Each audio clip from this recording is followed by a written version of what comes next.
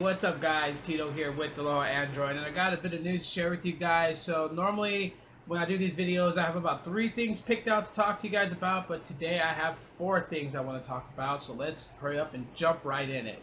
The first thing I want to talk about is breathing some new life back into your old device. As you guys can see, I have my ZTE Max, the original Boost Max in my hands, and yesterday I was able to activate it on FreedomPop. Now it's kind of weird how this all works out. Basically, by bringing your own device to FreedomPop, it was able to activate, and it's just all kinds of quirkiness to it. While it does activate after you do set up, you give them the MEID and the I believe it's the ICC number, basically the LTE SIM card number. What basically happens is that it's going to ask you to basically click the activate button for the device itself, and once it activates, pretty much it's activated, but it's weird how you have to use it. You can call out using the native dialer, but when people call you, the FreedomPop app actually opens and you just slide to unlock to take the phone call. Also, using the native text messaging application does not work, and trying to use Hangouts as your default text messaging app does not work. Everything has to be run through FreedomPop's messaging application. So for text messaging and stuff like that, it goes to the native the FreedomPop application and not the native one. And when you click the dialer, then it launches your native dialer. So it's all kind of weird. I really would have thought that there would have been a way for it to actually like program the, I believe it's the MSN or the MDN. I think it's the MDN and the MIN, which is your mobile number, and then your secondary number through the switch. All that would have been programmed with APNs into the phone, but that's not the case. And I did try to look online to see if there was a way to manually program all that into it, so you can use the native text messaging app and whatnot. There actually isn't a way. So unless you get a phone that is flat, that is, you know, a FreedomPop phone, if you bring your own device, you will be able to call out with the native dialer, but everything else will be governed through the FreedomPop messaging application. But LTE works and everything else does work. I'm on the $20 plan, which gives you only 1 GB of LTE data, and then unlimited talk and text for 20 bucks a month. And I just have this kind of like as a backup phone. If I don't want to pay the $20, I'll downgrade my plan to the free plan, which I believe only gives you 500 minutes of talk, 500 minutes of text, and only 200 megabytes of data. Which, like I said, it's just going to be a backup phone, so it just lays on my desk or whatever, carry it in my pocket or whatever, whatnot, if I want to use it. And then mostly run everything through Wi-Fi at home, or even using my Wi-Fi device. So, if you guys want to do it, you guys can check it out, freedompop.com. Basically, look up to see if your device is eligible. This, obviously, is a Boost mobile device that was eligible to go on. And you just look for Bring Your Own Device, or BYOD. Now, another thing that I wanted to talk a little bit about is people just basically wondering why Google Hangouts is so much better on iOS than it is on Android. This is a topic that's kind of like, you know, going wildfire on Reddit.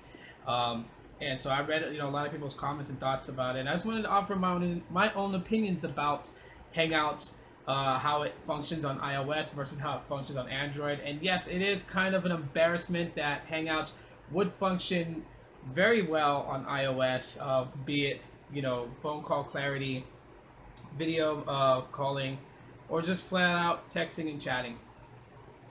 Now, some people want to say that basically Hangouts for iOS has a actual physical development team, which means people like you and me actually working on the application for iOS, where they have actually an AI bot working on Hangouts natively for Android. I'm not sure if that's really how it is. At the same time, too, you know, people wonder why Hangouts is not the default SMS application, and that's just because a lot of people didn't want it to be. When it was actually set to be the default messaging application across all Android devices, OEMs, you know, did not want that as their default. They stuck to the regular Android messaging applications, and other people were not so accepting of Hangouts that they would download things like Textra and etc. Always complained about how the UI looked, always complained about functionality. I mean, some people went even as far as to sit there and say, good luck telling the difference between whether you're texting through Google Voice, through carrier messaging, or through chatting. But literally, it's, you know, for me, it's easy to tell. You know, when you click that little bottom corner and it tells you SMS in gray, which is carrier, or SMS in blue, which is Google Voice, or if it just shows you the Hangouts bubble icon, which means that it's actually a Hangouts chat. I can tell the difference between the three, but I guess, you know, some people just can't. And, you know, you really can't knock them for not being able to know the difference. It does get frustrating if you can't tell the difference, which is why there is a section that says to unmerge all messages, and in that way your messages are separate. So if you text someone with Google Voice, it will not be merged in with, you know, the Google Chat. So you will have two different threads of the same person, one being text, one being chat. I don't know, just people just can't tell the difference. I don't know why. That's, you know, to me it does kind of hurt Hangouts, that the fact that people are not accepting of it, and it's the reason why it hasn't become the all-in-one messaging app for Android. And I know a lot of people are going to have like the little nitpicky says like change the way it looks, add this, do that, do this, but you know what? It all starts with us actually using the application. If we use the application, then Google will then polish it even more for us because there are a ton of us using it. But if only a good 30% of Android users are using the application, it doesn't really give them the incentive to rush to make it so much better, because 70% of Android users are using something else. So let's just kind of keep that in mind here. Now I want to talk a little bit about something. This is actually a service that, you know, I ran into when I was over in Hawaii. I knew about this for a long time, but they've gotten bigger since the last time I remember them. And this is just kind of put out there for anyone that's actually moving to Hawaii, whether you're, you know, military, you're moving to Hickam Air Force Base, you know, or you're moving to Pearl Harbor. And, you know, some of the major carriers like Cricket and Metro PCS don't really work out in Hawaii at all too well. You're probably looking for a new carrier to go through, so I wanted to give you guys a heads up of a company called Mobi PCS, M-O-B-I PCS, basically. This company's been out for quite a while. I've actually reached out to them to see if I can get some sort of, maybe, you know, some devices to kind of review for them or whatever, to kind of just put out there. And they are actually really good. As a matter of fact, I believe they are a top prepaid company in Hawaii right now. A lot of people use them for cell phone service, and a lot of people have said that the service has been way better than T-Mobile or Boost Mobile or any other main brand out there. That, you know, surprisingly, it is Hawaii based, so it's not all across the U.S. It's native to the islands of Hawaii, and you know, people have said that the service is just great. It's phenomenal. So I just kind of want to put it out there, like, you know, for those people that are maybe moving to Hawaii, you guys might want to go check them out. I'll probably do a separate vlog completely on Mobi PCS later on this week, explaining plans and services and whatnot, and how they do things. But they do have a great selection of phones. I can tell you that much right now. If you guys want to check them out, just look them up from MobiPCS.com.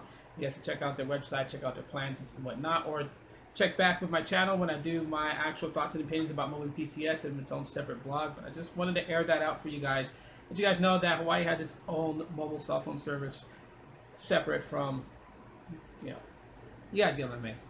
And the last thing I want to talk to you guys about is something that I find a little bit strange, and some of you guys may find it strange as well. And that is the future of Android and how the UI is going to look. Now, we've always been accustomed to the fact that we have an app drawer in Android. In every version of Android, there has been an app drawer, whether it slid up from the top like in the Eclair days, whether it popped out like in the Froyo days, and so on and so forth. But that may be changing with Android N. And one of the key signs of it actually changing is if you look how the G5, the S7, I think it was the 9X, I believe it's called, the M9X or something like that from HTC, they don't have app drawers. Now, except for the S7 has that feature toggled where you can actually turn off and have no app drawer, or you can leave it basic and have an actual app drawer. But as far as the G5 and the others, they don't have an app drawer. And usually when there's a big change like this that happens, it actually means that it's something natively within the new version of Android that's coming.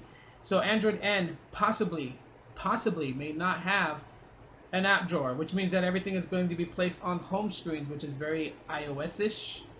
And who knows? I mean, some people are really going to dislike this and consider it to be blasphemy and what the heck are they doing to Android, and it's going to destroy Android forever. And then there's those people who loved Android but also love the simplicity of iOS, which is the reason why they jumped ship to iOS. May be a reason for them to jump back to Android. Simplicity is really what it's all about, and that's what seems like Android is aiming towards now. They pretty much got down features and everything else pretty much packed into Android. So having it more simple, easy to navigate, have all your apps on the home screen, seems like a logical direction that Google and Android wants to go with. But then again, there's the diehard Android fans that are going to look at it and say, it's too iPhone-ish, what are you guys doing? And they love Android for the fact that it is way different than iOS.